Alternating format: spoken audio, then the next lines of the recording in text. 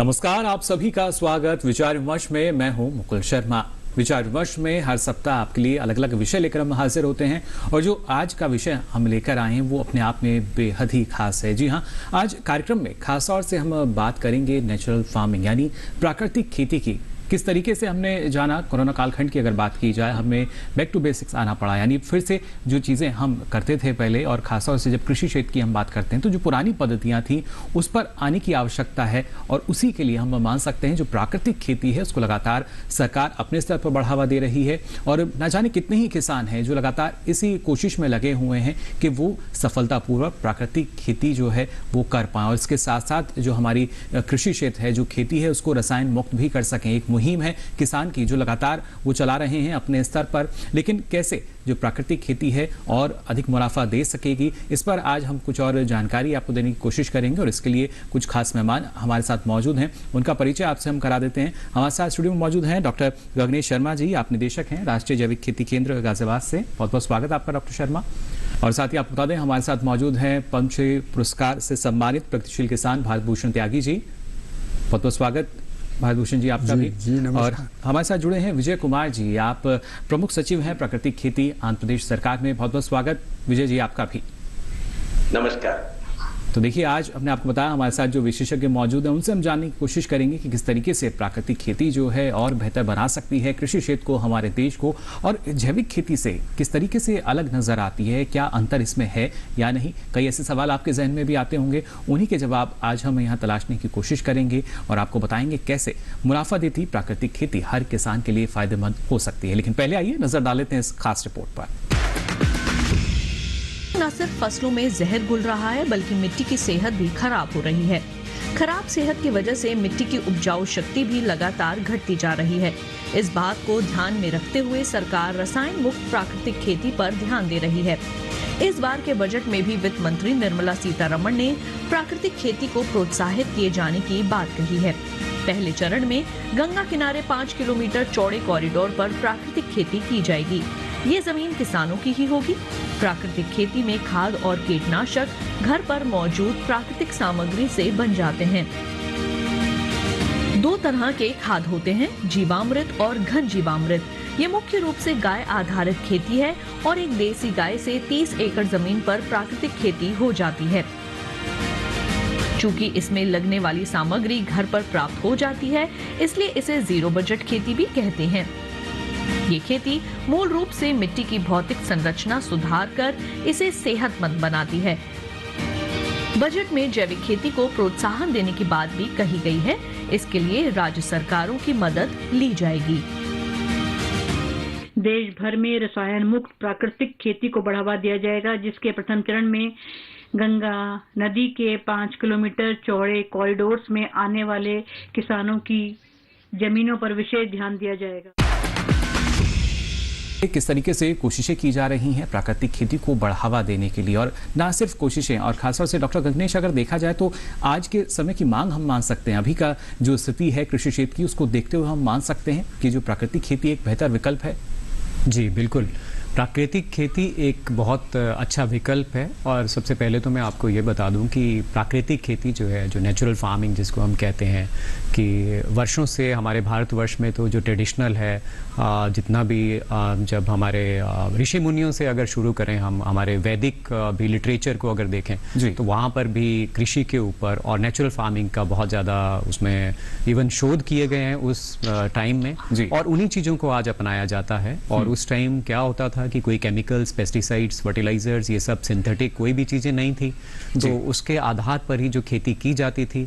और नेचुरल जिस तरह से आप देख सकते हैं कि जिस तरह से ये जंगल जो फॉरेस्ट है हमारे, कैसे फल फूल रहे हैं, अपने आप ही वहाँ पर फल होते हैं, अपने आप ही वहाँ पेड़ उगते हैं। तो यही एक कॉन्सेप्ट है नेचुरल फार्मिंग का भी, कि वहाँ पर कौन जाकर कल्टीवेशन करता है, वहाँ कौन जाके इनपुट्स देता है, वहाँ कौन जाके केमिकल फर्टिलाइजर देता है। अगर आप जंगल में देखें और आप नेचर को देखें नेचुरल तरीके से, तो वहाँ पर माइक्रोब्स हैं जंगल में, वहाँ पर ऑर्गेनिक मैटर है, रिसाइकलिंग हो रहा है लीफ का, वही वहाँ पर वर्षा भी हो रही है अपने आप में, जो क्लाइमेट चेंज की बात है वो भी अपने आप में नियंत्रण रहता है वहाँ पर, और इसी के साथ में सबको फल फूल भी मिलते हैं, प्रकृति अपने आप में फलती फूलती है। तो यही नेचुरल फार्मिंग का कॉन्सेप्ट है और यही नेचुरल फार्मिंग का आधार है। जी बिल्कुल। तो देखिए आधार जो है वो अगर मजबूत होगा तो और ज़्यादा मजबूती इस क्षेत्र में हमें मिल सकेगी। भारत भूषण जी, आपसे हम जानना चाहेंगे, क्योंकि आप तो इतने लंबे समय से जैविक खेती से भी जुड़े रहे हैं और ना जाने कितने ही किसानों को इस दिशा में आगे भी आपने बढ़ाया है, लेकिन आपको कैसे लगता है कितनी आवश्यकता कि ना सिर्फ जैविक खेती बल्कि प्राकृतिक खेती की तरफ भी जो किसान है उसका रुझान होना चाहिए? ये नहीं कि पूरे खेत में प्राकृतिक खेती करें, लेकिन एक छोटे से हिस्से से ही, जैसे शायद पहले जैविक खेती की शुरुआत हम करते थे। जी नमस्कार। मैं आदरणीय गगनेश जी की बात को आगे बढ़ाते हुए इस संदर्भ में कुछ बात रखना चाहूँगा। मुद्दा यह है कि जब हम प्राकृतिक खेती की तरफ बढ़ रहे हैं तो एक साफ तौर से बात सामने आती है कि प्राकृतिक व्यवस्था का अध्ययन किया जाना इसके लिए एक अनिवार्य वस्तु बन जाती है।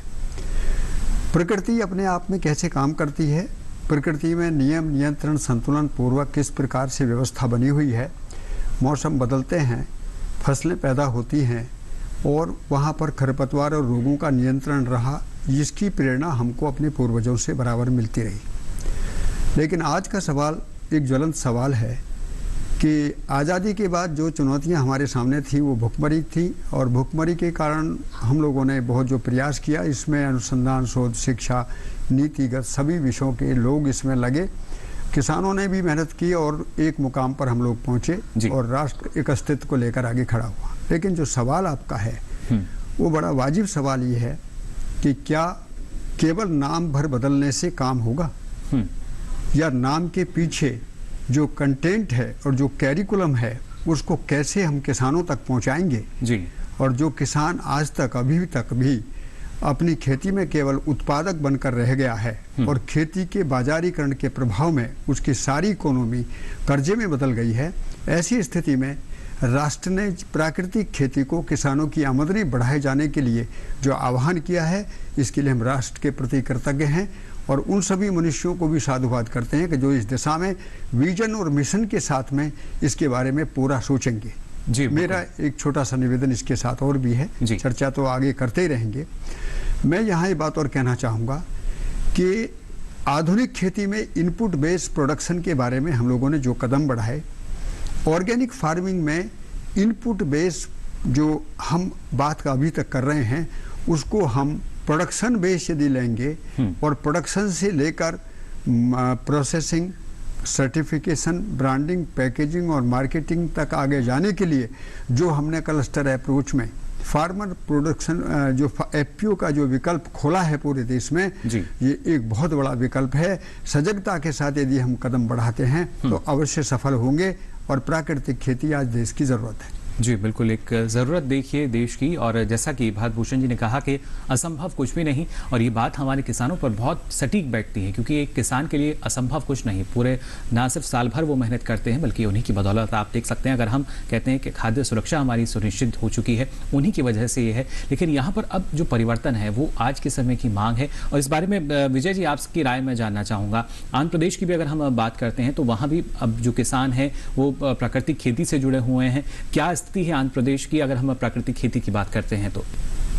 धन्यवाद। आंध्र प्रदेश में ये कार्यक्रम 2016 में शुरू किया हमने, और केंद्र सरकार की जो प्रोग्राम्स थे, राज्य सरकार की प्रोग्राम्स हैं, और ये एक डेडिकेटेड मिशन बनाया गवर्नमेंट ऑफ आंध्र प्रदेश ने ये हर किसान के पास ये कार्यक्रम ले जाने के लिए। और इस साल हम 3730 गांव में है, 28% गांव में है, और लगभग 6,50,000 किसान इसमें अभी जुड़े हैं। और हमारा लक्ष्य है कि हमारे राष्ट्र के सारे किसान, जितने 80%, 85% किसान अगले 5-6 साल में ये कार्यक्रम में जुड़ जाएंगे। और ये प्राकृतिक खेती जो है ये विश्व में हर देश में चल रहा है जी, और इसमें बहुत साइंस है। इसमें ये आप सबको जानना चाहिए कि इसका साइंस जो है ये एडवांस साइंस है और बहुत साइंटिफिक वैलिडेशन हो रहे हैं अलग अलग देशों में, हमारे देश में भी। और it is like tradition and modern science combined जी। एंड मेरा विचार है ये भविष्य का व्यवसाय है, क्योंकि इसमें तीन फायदे हैं। एक तो किसान की आमदनी दुगनी तिगुनी जितना भी बढ़ोतरी होना है हो सकती है इसके द्वारा जी। दूसरा जो कंज्यूमर्स हैं उनका हेल्थ का विषय में जो माइक्रो न्यूट्रिएंट्स होने चाहिए हमारे आहार में, जो रासायनिक विष पदार्थ नहीं होना चाहिए, ये सब ये प्राकृतिक खेती से होता है। लेकिन तीसरा विषय जो है वो बहुत इंपॉर्टेंट है, जो एनवायरमेंट प्रोटेक्शन है जी। क्योंकि संतुलन, अभी क्लाइमेट चेंज रेजिलियंस, माने बाढ़ आने से भी फसल का नुकसान नहीं होना चाहिए जी। या ड्राउट होने से भी फसल का नुकसान नहीं होना चाहिए और वाटर कंजर्वेशन होना चाहिए। तो प्राकृतिक खेती से ये जो अभी संतुलन नहीं है, बिगड़ गया है जी। हमारे देश में हर साल हम we are losing soil organic matter खो रहे हैं।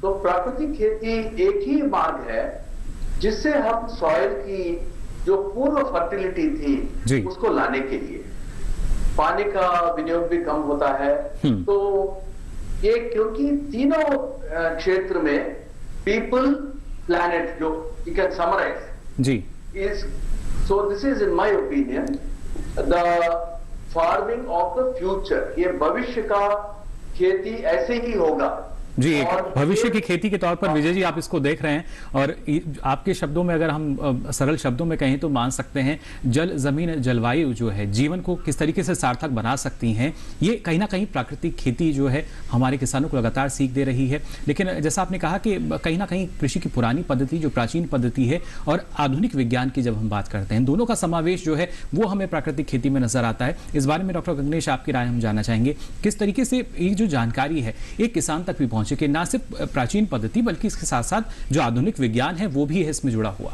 बिल्कुल।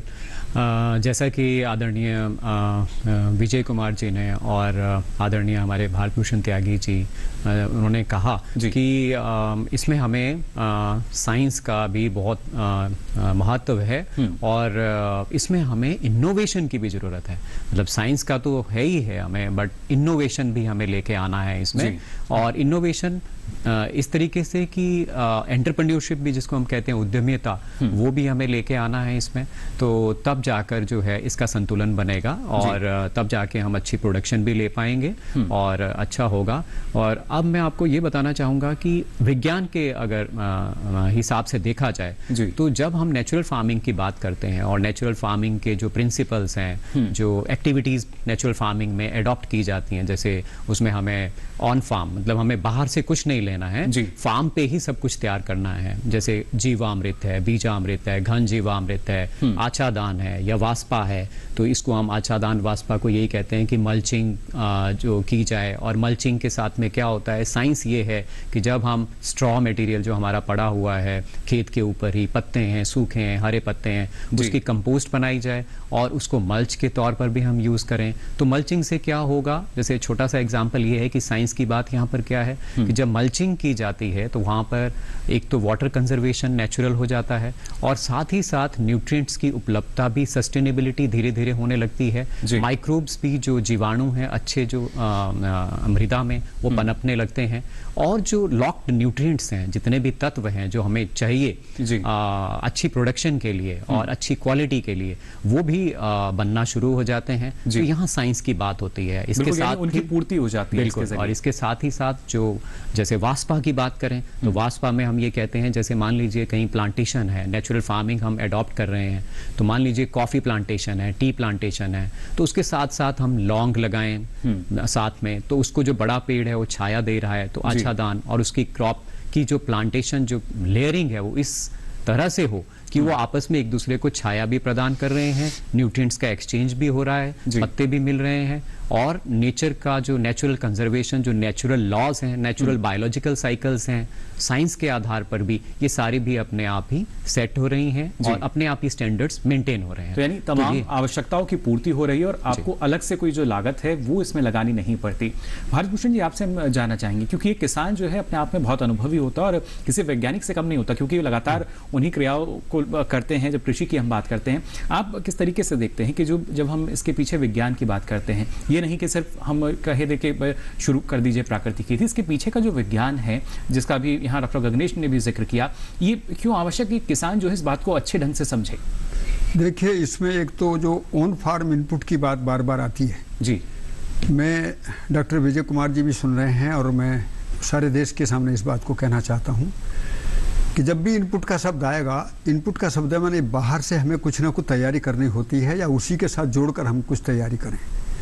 मैं इसमें और एक ध्यान दिलाना चाहता हूँ कि जो एक लंबे समय तक हमने प्रयोग किए, जब हम नेचर के लॉ को देखते हैं तो उसमें एक तो कोएग्जिस्टेंस दिखता है, धरती, पेड़ पौधे और पशु पक्षी एक इंटीग्रेशन में काम करते हैं। दूसरी बात ये देखती है कि सभी डाइवर्सिफिकेशन के साथ काम करते हैं, माने कहीं भी मोनोक्रॉपिंग नहीं है, बल्कि खेत एक फसल अनेक के सिद्धांत पर यदि हम आगे बढ़ते हैं तो जितने भी हमारे माइक्रो बायोलॉजिकल सिस्टम को बढ़ाने की बात है, जमीन के कार्बन को बढ़ाने की बात है, या पीएच और इसकी इलेक्ट्रिकल कंडक्टिविटी जो आधुनिक खेती के जरिए कुछ खराब हुई उसको ठीक करने की बात है, तो ये ठीक करने वाला मनुष्य नहीं है। प्रकृति के नियम को फॉलो करते ही मिट्टी में अपने आप ही वो सारी की सारी क्रियाएं होने लगती हैं जी।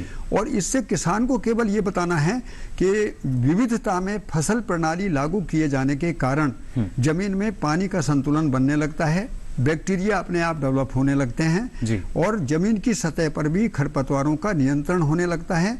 अनेक चीजों के उत्पादन मात्रा में भी, गुणवत्ता में और विविधता में भी मिलता है। यहाँ एक और बात दिलाना चाहूँगा कि देश के सामने एक संकट आता है, बार बार सवाल उठते हैं कि प्राकृतिक खेती से कहीं उत्पादन ना कम हो जाए जी। तो जब हम मोनोक्रॉपिंग की बात करते हैं तो उत्पादन कम होने की संभावनाएं बार बार कुछ फसलों में बन जाती हैं। ऐसे में निराशा का विषय जब ये है कि जब हम पूरी विविधता को नहीं समझें, लेकिन यदि अनेक फसलों को साथ साथ लगाकर हम इस तरफ बढ़ते हैं तो उत्पादन मात्रा में भी बढ़ता है, गुणवत्ता में भी बढ़ता है, इकोलॉजी भी सस्टेन होती है और एक बड़ी बात होती है कि हमें धरती की सतह पर प्रोडक्शन डेंसिटी बढ़ जाती है, जो धरती की सतह के ताप दाब नमी को संतुलन बनाए रखने के लिए इस समय की बहुत बड़ी जरूरत है जी। यानी जो सारे संशय हैं, देखिए वो कैसे दूर आपके हो सकते हैं, कैसे आप इजाफा जो है वो कर सकते हैं। सिर्फ आपको सीमित नहीं रहना किसी भी फसल के उत्पादन तक। और खासतौर से विजय जी, अगर बात की जाए, जैसा भारत भूषण जी ने कहा, जो विविधीकरण है वो काफी आवश्यक है आज के समय को अगर देखा जाए। भारत भूषण जी की बात से मैं बिल्कुल सहमत हूँ और उसको थोड़ा आगे बढ़ाना चाहता हूँ। जो फसल की वैविध्यता है, डाइवर्सिटी है, उससे एक और बड़ा लाभ है कि जो जमीन के अंदर माइक्रोब्स हैं, बैक्टीरिया, फंगाई, आर्किया, तो इसकी डाइवर्सिटी भी बढ़ती है और डाइवर्सिटी बढ़ती है, संख्या बढ़ती है, तो जितने भी पौधे हैं उनको सबको जितने भी न्यूट्रिएंट्स चाहिए, हर पौधे को 30, 40, 50 न्यूट्रिएंट्स की जरूरत है। कुछ बहुत कम मात्रा में जरूरी है, लेकिन ये सब भी जब जमीन में जो माइक्रोब्स हैं उनकी डाइवर्सिटी बढ़ती है, ये सब पौधों को मिलते हैं और पौधे जब ट्रेस मिनरल्स लाइक जिंक है, सेलेनियम है, बोरॉन है जी, ये सब पौधों में आ जाता है, फलों में आ जाता है, तो फिर हमारी हेल्थ का भी बहुत बेनिफिट है। तो ये जो फसलों की वैविध्यता है वो एक बहुत बड़ी बात है जी। और मैं एक और बात कहना चाहता हूँ कि जो हमारे देश में 50% से भी ज्यादा जो जमीन है वो रेनफेड लैंड्स है जी, वर्षा आधारित है। और अब आप सबको मालूम है कि रेनफॉल पैटर्न में बहुत ही वेरिएशंस आ रहे हैं जी। और हम जो प्राकृतिक खेती आंध्र प्रदेश में हमने एक्सपेरिमेंट्स किए हैं कि रेनफेड लैंड्स में हम 3 फसल ले सकते हैं जी, बिना इरिगेशन के। तो जमीन जो है हम उसको 365 डेज ग्रीन कवर कहते हैं। जमीन को 365 डेज क्रॉप डाइवर्सिटी, विविध पौधों के साथ ढकने से जी जमीन के लिए अच्छा है और किसान के लिए अच्छा है और हमारे पशुओं के लिए फॉडर मटेरियल्स, तो it make a win win win for everybody. And more important, soil का टेम्परेचर कम करके जो ग्लोबल वार्मिंग की जो अभी हम बहुत ही क्लाइमेट इमरजेंसी में है जी, तो विश्व के जो साइंटिस्ट जो हमारे साथ भी जुड़े हुए हैं उनका मानना है ये प्राकृतिक खेती से ये जो क्लाइमेट इमरजेंसी है उसका सॉल्यूशन भी हमारे ये keeping the ground covered with living root जी। और एक और बात मैं गणेश जी का जो है थोड़ा एक अंश उसमें लाना चाहता हूं कि जो प्राकृतिक खेती का एक बहुत इंपॉर्टेंट नियम है कि जो फोटोसिंथेसिस प्रोसेस है that is the basis for life जी। तो जो भी पौधे खाना बनाते हैं, पत्ते बनाते हैं फोटोसिंथेसिस से, एक तिहाई 1/3 पोर्शन जो है वो शूट सिस्टम में जाता है, लीव्स, फ्लावर्स, फ्रूट्स, लेकिन 2/3 जमीन में है, वो रूट्स में है और रूट एक्सुडेट्स में है, तो ये खाना देते हैं सूक्ष्म जीवी को। सो प्रकृति ने ऐसा बैलेंस बनाया है कि पौधे जो हैं जमीन को, जो सूक्ष्म जीवी है उनको खाना दे रहे हैं और वापस जो सूक्ष्म जीवी हैं पौधों को जो चाहिए वो उनको दे रहे हैं।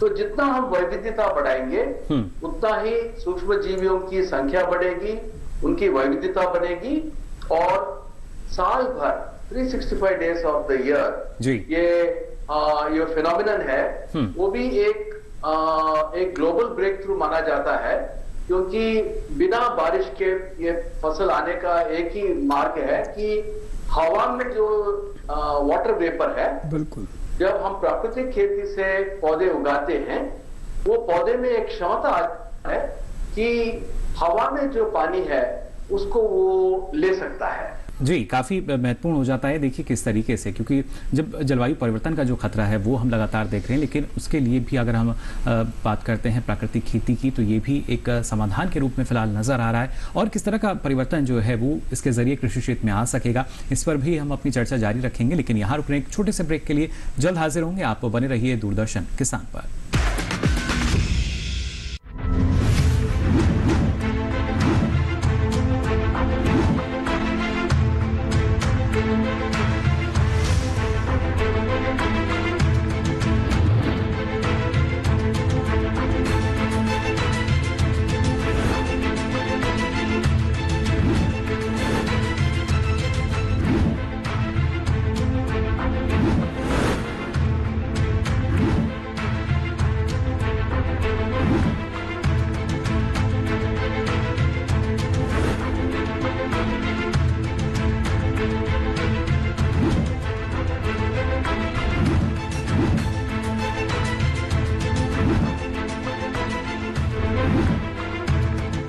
देखिए दूरदर्शन किसान पर सरकार आपके साथ, शनिवार रात 9 बजे।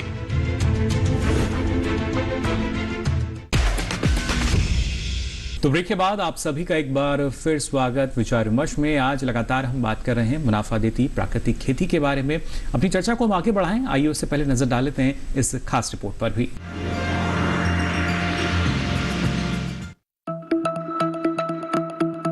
कोविड महामारी ने पूरी दुनिया को बैक टू बेसिक्स के लिए तैयार कर दिया है। इस महामारी ने हमें सिखा दिया है कि सबसे बड़ा सुख निरोगी काया ही है, यानी सेहत ही सब कुछ है। और इसकी शुरुआत होगी हमारे खेतों से। जी हाँ, जब हमारे किसान प्राकृतिक खेती करेंगे तो इससे उपजने वाला अनाज, फल और सब्जियां न सिर्फ हमारी और मिट्टी की सेहत को दुरुस्त रखेंगे बल्कि किसानों की आमदनी को भी दोगुना करेगी। आप सोच रहे होंगे कि जैविक खेती तो सुनी थी, लेकिन प्राकृतिक खेती क्या है, कैसे होती है? दरअसल प्राकृतिक खेती यानी कुदरती खेती देशी गाय पर आधारित कृषि पद्धति है।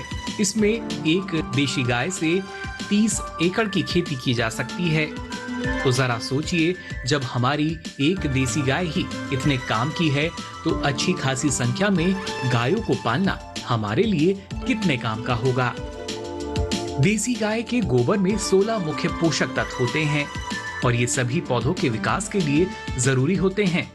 साथ ही देसी गाय के गोबर और मूत्र की महक देसी केंचुओं को बढ़ाने में भी मददगार होती है। इसलिए देसी गाय को प्राकृतिक खेती का मूल आधार माना जाता है। आपको बता दें कि प्राकृतिक खेती करने के लिए गहरी जुताई करने की जरूरत नहीं होती। साथ ही प्राकृतिक खेती करते समय सिंचाई करने का तरीका भी थोड़ा अलग होता है। सिंचाई पौधों से कुछ दूरी पर की जाती है, जिसमें सिर्फ 10% ही पानी लगता है। पौधों को दूर से पानी देने के कारण जड़ों की लंबाई बढ़ती है और जड़ों की लंबाई बढ़ने से पौधों के तनों की मोटाई और पौधों की लंबाई बढ़ जाती है और पैदावार अच्छी होती है। प्राकृतिक खेती में पौधों की दिशा का भी खास ध्यान रखा जाता है। जी हाँ, इसमें पौधों की दिशा उत्तर दक्षिण होती है। ऐसा करने से पौधों को सूरज की रोशनी ज्यादा समय तक मिल जाती है। सूरज से ऊर्जा मिलने के कारण पौधे अपने शरीर का निर्माण कर लेते हैं, जिससे न सिर्फ कीट लगने की आशंका कम हो जाती है, बल्कि पौधों में पोषक तत्व भी संतुलित मात्रा में इकट्ठे हो जाते हैं। किसान प्राकृतिक खेती में मुख्य फसल के साथ सहयोगी फसलों को भी उगा सकते हैं। बात अगर बीजों की करें तो प्राकृतिक खेती में देसी बीजों की काफी अहम भूमिका होती है। देसी बीज पोषक तत्व कम लेते हैं और पैदावार ज्यादा देते हैं। आखिर प्राकृतिक खेती क्यों की जाए? प्राकृतिक खेती में किसान को नगद पैसे की जरूरत नहीं पड़ती, क्योंकि इस खेती के लिए जिन उत्पादों की जरूरत पड़ती है वे सभी घर पर ही तैयार किए जा सकते हैं। यानी बाजार से कुछ भी खरीदने की जरूरत नहीं पड़ती। तो इसका मतलब आपके पैसों की भी बचत होगी। इतना ही नहीं, कम लागत प्राकृतिक खेती से ही जैविक उत्पादन भी किया जा सकता है।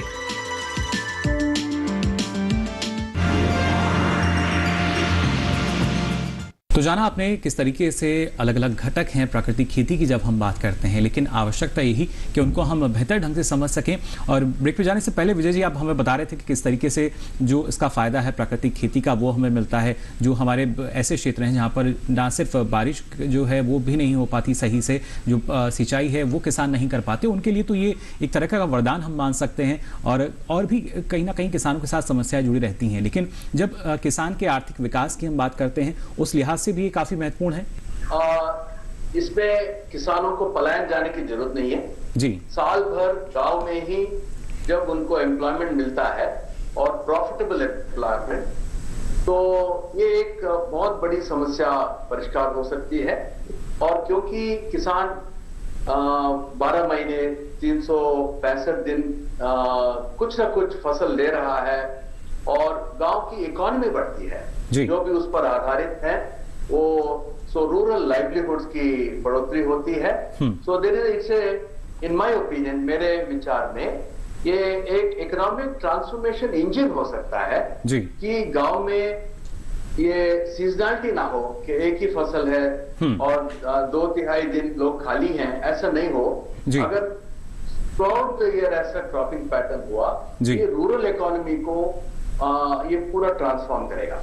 यानी हमारी ग्रामीण क्षेत्र की जो आर्थिकी है, देखिए वो किस तरीके से इससे बदल सकती है, और इसके लिए लगातार सरकार अपने स्तर पर भी प्रयास कर रही है। इस बारे में डॉक्टर गगनेश आपसे हम जानना चाहेंगे, और किस तरीके से सरकार द्वारा प्रोत्साहन दिया जा रहा है प्राकृतिक खेती को।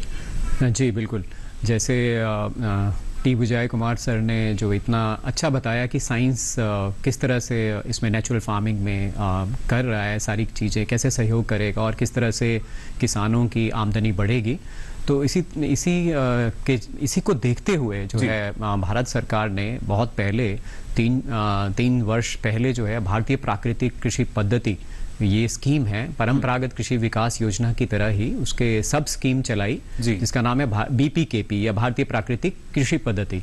तो उस स्कीम में आंध्र प्रदेश, हिमाचल प्रदेश और इस वक्त केरला भी आगे आ रहा है, गुजरात और मध्य प्रदेश, इन सब और उड़ीसा में भी, ये सब 7-8 जो हमारे प्रदेश हैं, इसमें करीब 4 से 5 लाख हेक्टेयर एरिया जो है इस भारतीय प्राकृतिक कृषि पद्धति के अंतर्गत इस वक्त कवर किया जा चुका है जी। और इसका जो फोकस है इस स्कीम में, इसमें किसानों को क्लस्टर में इकट्ठा आगे किया जाता है और किसानों को जो नेचुरल फार्मिंग के प्रिंसिपल्स हैं, जैसे कि ऑन फार्म ही, जैसे हमने बात की कि उनको चाहे वहाँ पर वो बीजामृत, जीवामृत बनाना है या और भी कोई बोटेनिकल और भी एक्सट्रैक्ट्स बनाने हैं, बायोपेस्टिसाइड्स, नीम आधारित, काउ यूरिन आधारित फार्म के ऊपर जो बनाना है, उसके लिए उनको 12,300 रुपये प्रति हेक्टेयर के हिसाब से 3 साल के लिए ये स्कीम चलाई गई और इसमें काफ़ी किसानों ने बढ़ चढ़ कर भाग लिया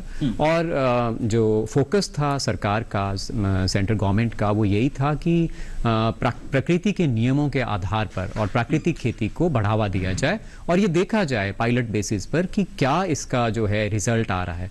तो रिजल्ट बहुत अच्छे हैं, जैसे हिमाचल प्रदेश से बहुत अच्छे रिजल्ट आ रहे हैं, काफ़ी सकारात्मक रिजल्ट आ रहे हैं और यही जो टी विजय कुमार साहब ने जो बात की कि यही जो इन्हीं चीज़ों के ऊपर, इन्हीं एक्टिविटीज़ के ऊपर, इन्हीं प्रिंसिपल्स के आधार पर ट्रेनिंग्स दी गई लोगों को, फार्मर्स को, किसानों को, और उनको ये बताया गया कि इसके लाभ क्या हैं, किस तरह से इसको किया जाए, गाय आधारित, काऊ डंग आधारित, काऊ यूरिन आधारित किस तरह से खेती हम कर सकते हैं और जो आउटसाइड इनपुट्स हैं, बाहर से हमें कुछ भी चीज़ें परचेज ना करनी पड़े और आसान जो प्रमाणीकरण का सिस्टम है उसको भी अडॉप्ट किया जाए, जैसे PGA सिस्टम ऑफ सर्टिफिकेशन है, उसको करवाया गया।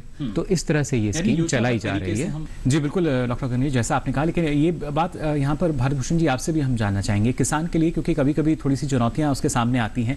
बतौर किसान किस तरीके से आप अंतर करते हैं, जैविक खेती की हम बात करें और प्राकृतिक खेती की हम बात करते हैं? तो देखिए, लंबे समय से किसानों की आर्थिक कमजोरी का कारण कहीं ना कहीं जो भी रहा उसकी पूरे देश में समीक्षा भी होना बहुत ज़रूरी है और जिस प्रकार की बातें अभी आदरणीय टी कुमार जी ने रखी हैं, टी विजय कुमार जी ने जी, मैं उन्हीं में कुछ बिंदुओं को जोड़ना चाहूँगा कि जब हम विजनरी होकर किसी चीज़ को देखते हैं तो उसमें जो सारी पद्धतियाँ जो विकसित होती हैं उन सभी को इंटीग्रेट करना ज़रूरत है ताकि किसानों तक एक ही बार में पूरी सूचना जाए।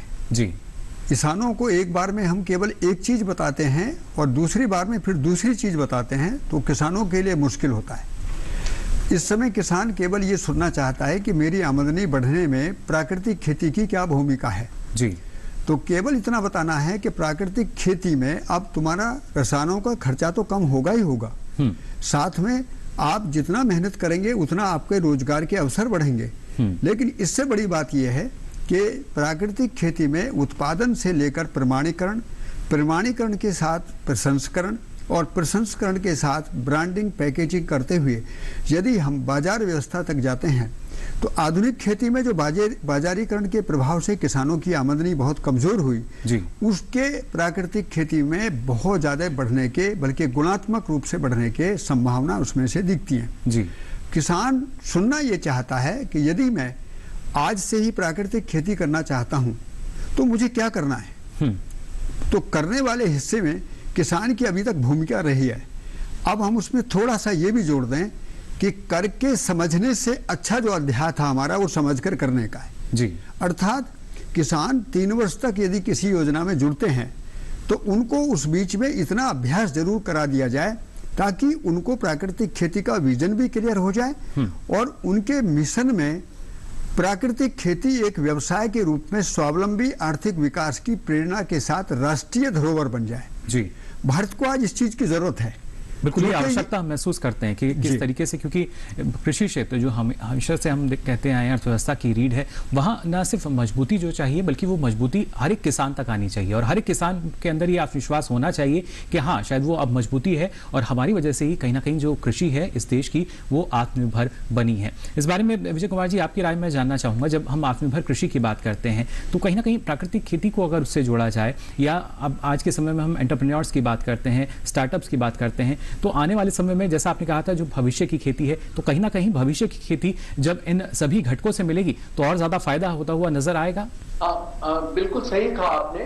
मैं भारत भूषण जी की बात थोड़ा आगे ले जाना चाहता हूं कि ये सबसे प्राकृतिक खेती में खास विशेषता ये है कि ये नॉलेज इंटेंसिव एग्रीकल्चर है। बिल्कुल जितना ज्ञान बढ़ेगा किसान का जी, उतना ही इसमें रिजल्ट आएगा। तो इसमें समय लगता है और किसान के पास कौन जाएगा, कौन है? किसान तो ट्रेनिंग के लिए समय बर्बाद नहीं करेगा कहीं दूर जाके। तो हम क्या करते हैं आंध्र प्रदेश में और बाकी राज्यों में भी, हम जो चैंपियन फार्मर हैं, जो किसान इसमें एक्सपीरियंस्ड है, प्रिंसिपल समझ में आया है, उन्होंने 2-3 साल ऐसा फसल लिया है, उनको हम किसान शिक्षक मानते हैं।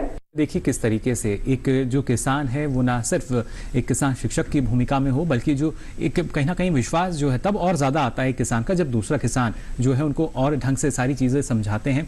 और डॉक्टर गगनेश, अगर देखा जाए, क्योंकि ना सिर्फ योजना अपने स्तर पर लगातार काम कर रही है, बल्कि इसके साथ साथ ये भी काफ़ी महत्वपूर्ण है कि जब एक किसान दूसरे किसान को चीज़ें बताता है तो शायद और बेहतर ढंग से उसका जो परिणाम है हमारे सामने होते हैं। बिल्कुल, जैसे कि हमने participatory guarantee system of certification, जिसको हम कहते हैं ना सहभागिता प्रतिभूति प्रणाली, अगर हिंदी में कठिन उसमें कहा जाए तो पीजीएस सिस्टम के नाम से इस सर्टिफिकेशन प्रमाणीकरण सिस्टम को जाना जाता है, जिसमें हमने ऑर्गेनिक में देखा कि उसमें काफ़ी अच्छा जो नॉलेज एक्सचेंज से और किसानों के द्वारा खुद की प्रमाणीकरण की प्रक्रिया को खुद ही करना, पहले तो नॉलेज को शेयर करना, पहले तो अंडरस्टैंड करना, अवेयरनेस मोबिलाइजेशन किसानों की हमने करवाई, उनको कलेक्टिव्स में जोड़ना, फिर उनको ट्रेनिंग दिलाना। तो सारे स्टेट गवर्नमेंट्स ने परंपरागत कृषि विकास योजना में ये सारी चीज़ों को एडॉप्ट किया, करवाया किसानों से, किसानों को ट्रेन भी किया और किसान कुछ हद तक ट्रेन भी हुए हैं जी। और नॉलेज एक्सचेंज, नॉलेज शेयरिंग से एक दूसरे के खेत में क्या हो रहा है, खुद ही उन्होंने एक दूसरे का इंस्पेक्शन भी किया, पीयर अप्रेजल भी किया, जिसको हम पीयर इंस्पेक्शन कहते हैं, पीयर अप्रेजल कहते हैं। उसके आधार पर एक दूसरे की खेती को मोहर भी लगाना कि हाँ हम एक दूसरे का प्राकृतिक कर रहे हैं खेती में, कुछ भी हम सिंथेटिक केमिकल्स पेस्टिसाइड्स बाहर से नहीं डाल रहे हैं, चाहे वो नेचुरल फार्मिंग हो चाहे वो जैविक खेती हो, दोनों के लिए ही प्रमाणीकरण की अगर बात करें तो प्रमाणीकरण का हमारा जो ये एक्सपीरियंस रहा है तो उसमें ये कहा जा सकता है कि नॉलेज एक्सचेंज जो है किसानों को बहुत ही जरूरत है और नॉलेज एक्सचेंज से किसानों ने अपने आप को एम्पावर किया है और अपने आप को उन्होंने प्रमाणीकरण में भी बहुत से सर्टिफिकेशन में काफी आगे आए हैं। और इस वक्त हमारे आपको जानकर हैरानी होगी कि 10 लाख किसान जुड़ चुके हैं इस participatory guarantee system of certification से। जी, ये भी एक अच्छा खासा आंकड़ा है किसानों का, जिसके जरिए देखिए लगातार हम बात करते हैं कि कैसे कृषि क्षेत्र के जब विकास और विस्तार की बात कही जाती है तो कहीं ना कहीं ना सिर्फ ये आंकड़े बल्कि जो परिणाम हमारे सामने हैं वो अपने आप में सारी बात को बतला ही देते हैं। भारत भूषण जी, आप किस तरीके से देखते हैं, क्योंकि एक किसान के लिए जाहिर तौर पर चुनौतियां जो हैं वो होती ही हैं, प्राकृतिक खेती में आपको क्या लगता है? एक तो जैसा आपने बताया कि जो तकनीकी ज्ञान है या सारी जानकारी किसान को होनी चाहिए, लेकिन और किस तरह की चुनौतियां आपको लगती हैं जो प्राकृतिक खेती में एक किसान के सामने आती हैं? देखिए, एक तो किसानों के स्तर पर सामाजिकता टूटी है जी, और अकेले अकेले भागने का जो कार्यक्रम रहा पिछले आधुनिक खेती में, उससे किसानों में जो आपस में बातचीत करने के तरीके थे उनमें कमजोरी आई है जी। लेकिन प्राकृतिक खेती एक ऐसा विषय है जहाँ किसान जब अपनी आमदनी के साथ साथ ये भी सोचता है कि यदि हम मिलकर काम करते हैं तो हमारे खर्चे भी कम होते हैं और हमारे सामान की जो बिक्री है वह भी स्थायी हो जाती है, मतलब उसके भी अवसर बढ़ जाते हैं। डॉक्टर गगनेश जी ने जो अभी बात कही थी कि जब पोर्टल पर हम देखते हैं कि बहुत सारे किसानों के बारे में पीयर अप्रेजल की बात या उनके इंस्पेक्शन की बात, तो जो अब तक थर्ड पार्टी करती रही उसमें किसानों को जब अपनी जिम्मेदारी मिली कि हम भी एक सर्टिफिकेट होल्डर हैं, हम अपनी चीज़ों का वेरिफिकेशन खुद कर सकते हैं, हम इनको लिख सकते हैं, हम आपस में एक दूसरे खेत का इंस्पेक्शन कर सकते हैं। तो इससे ही देखने में आया कि यदि प्राकृतिक खेती को राष्ट्रीय मानकों के सही आंकड़े के साथ चलाया जाए तो किसानों में सामाजिकता का भी विकास होगा। और जो छोटे किसान अपने को कमजोर मानते हैं कि आधा एकड़ है, 1 एकड़ है, लघु और सीमांत किसानों की श्रेणी में आते हैं, तो उनको भी ये पता लगता है कि खेत में उत्पादन करने के लिए हमको केवल बाहर से चीजें नहीं लानी थी, बल्कि खेत में ही बहुत सारी चीजें हैं। और उन फसलों पर जैसे सब्जियों की खेती है और फलदार पौधों की खेती है, जड़ी बूटियों की खेती है, उनको अपनाए जाने से किसानों की आमदनी बढ़ रही है, बल्कि कई बार क्लाइमेट के परिवर्तन और जंगली जानवरों के जो प्रकोप किसानों के खेतों में हो रहे थे, उनसे भी किसानों को निजात मिल रही है। जी बिल्कुल, देखिए कोशिश यही की जा रही कि कैसे आपकी लागत कम होगी और आपका जो मुनाफा है वो बढ़ सकता है। जैसा कि यहाँ डॉक्टर गगनेश आपने भी कहा, सहभागिता जो है वो काफ़ी ज़रूरी हो जाती है। विजय जी, आपसे हम जानना चाहेंगे, जैसा आप लगातार बता रहे हैं कि आंध्र प्रदेश में किस तरीके से जो किसान हैं वो उनका रुझान नज़र आता है प्राकृतिक खेती की तरफ, लेकिन जब हम आगे बढ़ते हैं, क्योंकि एक साल करीब तो हमारे जो किसान हैं वो करते हैं और थोड़ा सा उत्पादन उन्हें कम लगता है, वो विश्वास उनको दिलाना कि अभी आप जिस दिशा में जा रहे हैं वो सही दिशा है, क्या कुछ चुनौती आपको नजर आती है इस तरफ? मैं भारत भूषण जी का और गगनेश जी का थोड़ा बात आगे बढ़ाना चाहता हूँ। हमने देखा है जो पहला साल है वो बहुत मुश्किल साल है जी।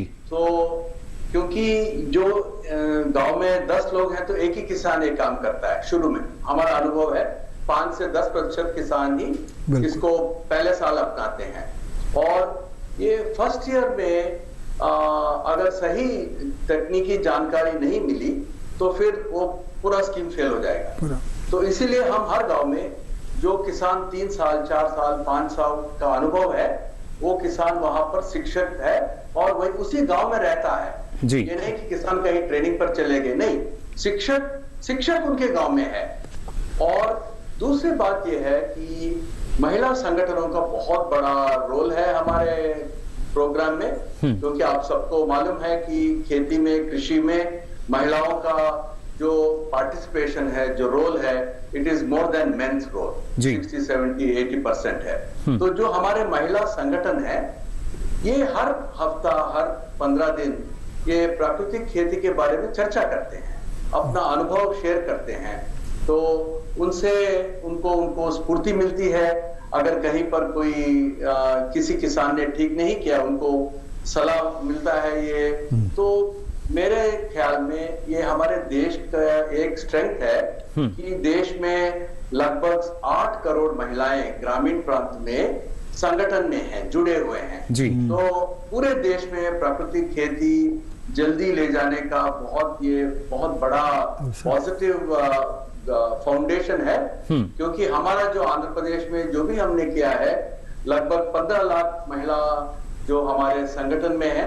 क्योंकि आपको ये भी है कि हमारे कार्यक्रम में जो बिना जमीन के किसान मजदूर हैं तो उनके परिवारों के साथ भी हम काम करते हैं, क्योंकि उनको ये किचन गार्डन्स, होमस्टेड गार्डन्स तो 2 सेंट है, 3 सेंट है, जितना भी कम जमीन है उनको घर के लिए जो भी वेजिटेबल्स हैं, फ्रूट्स हैं, प्राकृतिक पद्धति से जो पैदा किए हैं। तो ये मैं कहना चाहता हूं कि ये सामूहिक काम जी बहुत इंपॉर्टेंट है। दूसरा जो नॉलेज डिसेमिनेशन है, फार्मर ही, किसान ही इसको दूसरे किसान के पास ले जा सकते हैं, और इसके ऊपर हमेशा चर्चा होना चाहिए। गांव में अलग अलग इनोवेशंस की खोज होती है गांव में ही जी। और ये किसान ही सबसे बड़ा साइंटिस्ट है जी। बिल्कुल, ये आपने बिल्कुल सही बात यहाँ पर कही जी। बेहतर स्थिति जो है किसान वो जानता है, और देखिए कैसे कड़ी दर कड़ी जो किसान है दूसरे किसान से जुड़ता है, सारी जानकारी का आदान प्रदान होता है, और उसके बाद जो परिणाम है वो हमारे सामने आता है। और उसमें फलसफा उसका यही कि जो लागत है वो कम हो रही है और मुनाफा लगातार किसान का बढ़ रहा है। आगे भी हम अपनी चर्चा जो है उसमें आपको बताएंगे कैसे और ज्यादा मुनाफा आपको मिल सकता है प्राकृतिक खेती से जुड़ के। लेकिन यहाँ रुक रहे हैं एक और छोटे से ब्रेक के लिए, जल्द हाजिर होंगे। आप बने रहिए दूरदर्शन किसान पर। खुशहाल होंगे खेत, पशु रहेंगे स्वस्थ, सरकारी स्कीम का होगा लाभ, जब एक्सपर्ट्स का मिलेगा साथ, आपके सवाल विशेषज्ञों के जवाब, सिर्फ एक फोन कॉल की दूरी पर। देखिए किसानों का अपना प्रोग्राम हेलो किसान, सोमवार से शुक्रवार शाम 6 बजे से सिर्फ दूरदर्शन किसान पर। तो ब्रेक के बाद आप सभी का एक बार फिर स्वागत। विचार विमर्श में लगातार हम बात कर रहे हैं प्राकृतिक खेती की। जी हाँ, वो प्राकृतिक खेती जो आपको मुनाफा दे सकती है, और ऐसे कई किसान हैं, हजारों की संख्या में, लाखों की संख्या में, जो अब देखिए प्राकृतिक खेती से पूरी तरीके से जुड़ चुके हैं। लेकिन जो बाकी किसान हैं, नए किसान हैं, युवा किसान हैं, उनकी इच्छा भी कि वो प्राकृतिक खेती से जुड़ पाएं। और यहाँ भारत भूषण जी, आपका जो अनुभव रहा है, क्योंकि ना सिर्फ जैविक खेती बल्कि प्राकृतिक खेती की अगर हम बात करते हैं, अलग अलग मंचों पर भी आपने इस बात की जानकारी दी है कि किसान के लिए मुश्किलें बहुत होती हैं उसके सामने, लेकिन कैसे फिर भी किस तरीके से वो विश्वास होता है जो किसान को आगे बढ़ाता है?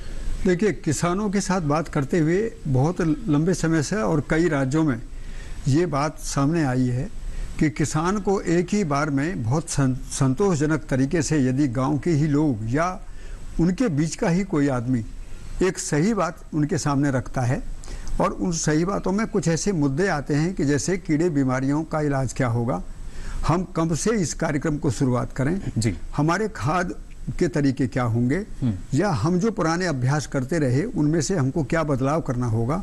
जैसे एक खेत में पौधे ही लगाने हैं और बीज की मात्रा है तो उसमें दूरी का नियम कैसे काम करता है, या उसमें हमको किस समय पर फसल लगानी है और हमारा मेहनत उसमें कितना लगेगा, हमें कौन से प्रकार का बीज चयन करना पड़ेगा, हमारा सामान कहाँ पर बिकेगा और उस बिकने के लिए हमको क्या परिस्थितियों से गुजरना होगा जी। तो इन सारी बातों के क्रम से यदि उत्तर किसानों के पास जाते हैं तो किसान में कोई संकोच नहीं है कि वो बदलना नहीं चाहता। स्थिति तब होती है कि यदि हम प्रारंभ में केवल उत्पादन भर तक बात करते हैं और फिर बाद में फिर प्रोसेसिंग की और बिक्री की बात करते हैं तो उससे उनके बीच में जो टुकड़े टुकड़े में बात जाती है। तो अभी हमारी योजनाओं में थोड़ा सा मैं डॉक्टर टीवी जयकुमार जी को ये जरूर निवेदन करूंगा, चूंकि आप राष्ट्रीय पॉलिसी पर भी आपका ध्यान रहता है और आपका सम्मान भी पूरे देश में है।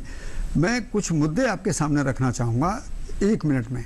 मुद्दे ये हैं कि राष्ट्रीय कार्य नीति, जब नीति का विषय आता है तो जो विजन है वो परिभाषा के साथ भी और योजना का को कितने आयाम हैं, हमको पर्यावरण को देखना है, स्वास्थ्य को देखना है, कुपोषण को देखना है, इकोनॉमी को देखना है और मेजर तरीके से इस समय जो चुनौती है वो इकोलॉजी भी है, हेल्थ भी है और इकोनॉमी भी है।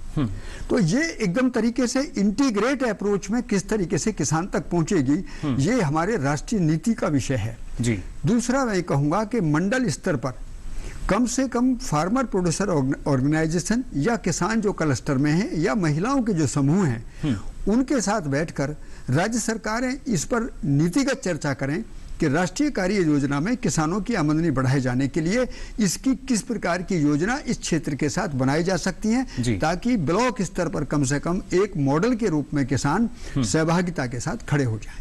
लेकिन मुख्य अगर देखा जाए तो एक इंटीग्रेटेड अप्रोच जो है वो उसकी आवश्यकता यहाँ पर है। विजय जी क्या कहना चाहेंगे इस पर?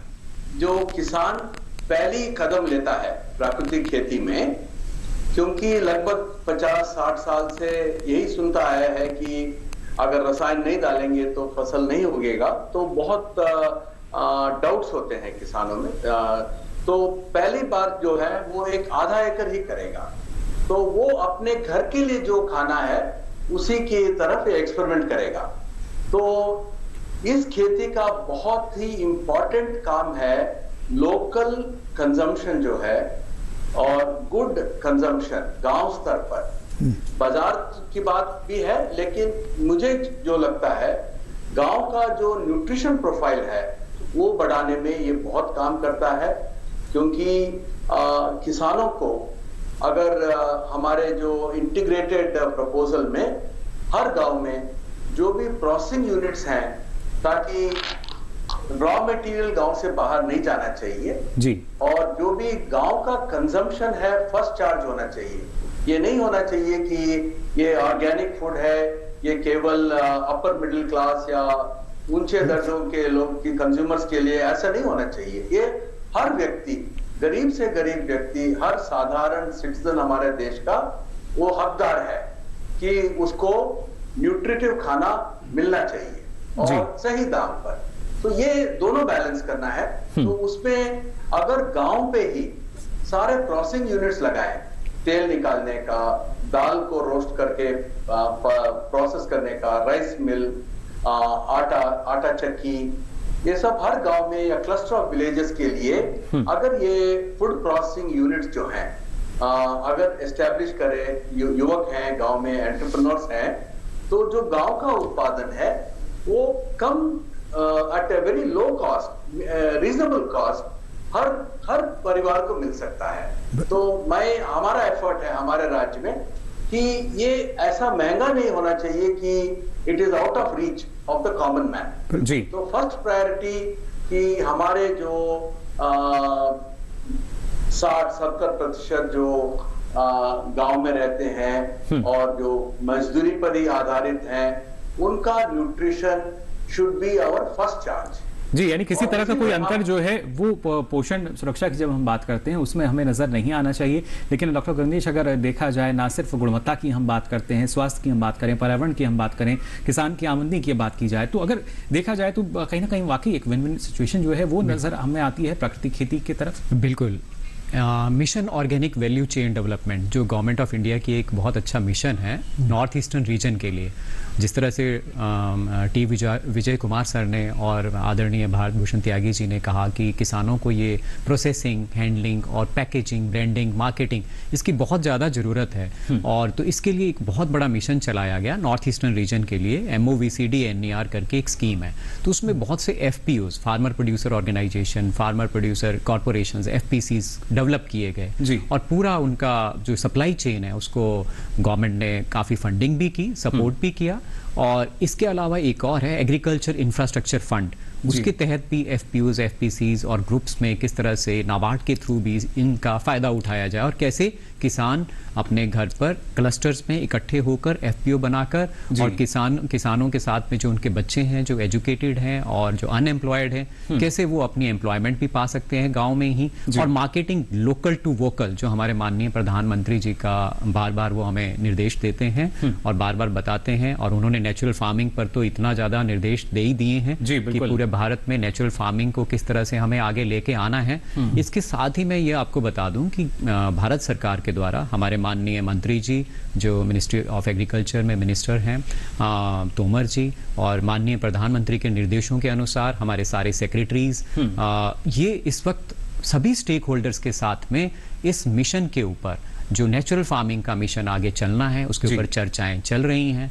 और ये सारी के सारी जितनी भी चैलेंजेस हैं, जितनी भी प्रॉब्लम्स हैं, सीड से लेके और मार्केटिंग तक, जितनी भी नेचुरल फार्मिंग में या वर्सेस जो आगे ऑर्गेनिक फार्मिंग में भी कहाँ नेचुरल फार्मिंग संभव हो पाएगी, किस किस क्षेत्र में, किस किस एरिया में इसकी, जैसे नेचुरल फार्मिंग को हम एज ए होल एकदम से पूरे के पूरे भारत में नहीं कर सकते हैं, तो कहाँ हमें ऑर्गेनिक फार्मिंग से भी फायदा उठाना है, कहाँ ऑर्गेनिक फार्मिंग ऑलरेडी स्ट्रांग हो चुका है। ऑर्गेनिक फार्मिंग का मतलब है, हो सकता है वो हमें करना है। ऑर्गेनिक फार्मिंग का मतलब यही है सिंपल थोड़ा सा नेचुरल फार्मिंग से कि हमें ऑफ फार्म इनपुट्स को भी हम जो साइंस के ज्यादा बायो फर्टिलाइजर्स हैं, ऑर्गेनिक फर्टिलाइजर्स हैं, उनको हम यूज कर सकते हैं। चलिए, प्रोडक्शन की तरफ इस दिशा में हमें उम्मीद यही कि और तीव्रता के साथ हम आगे बढ़ सकेंगे और एक किसान के लिए जो बेहतर हो सकता है, सरकार का भी यही प्रयास कि उसको अपनाया जाए और किसानों के लिए जो श्रेष्ठ नीति है उसका गठन करें और उसके बाद प्राकृतिक खेती को और बेहतर तरीके से हमारे जो किसान हैं अपनाकर ना सिर्फ अपनी लागत को कम करें, मुनाफे को बढ़ा सकें, बल्कि इस खासतौर से अगर हम बात करते हैं इस धरा के पर्यावरण की बात की जाए या फिर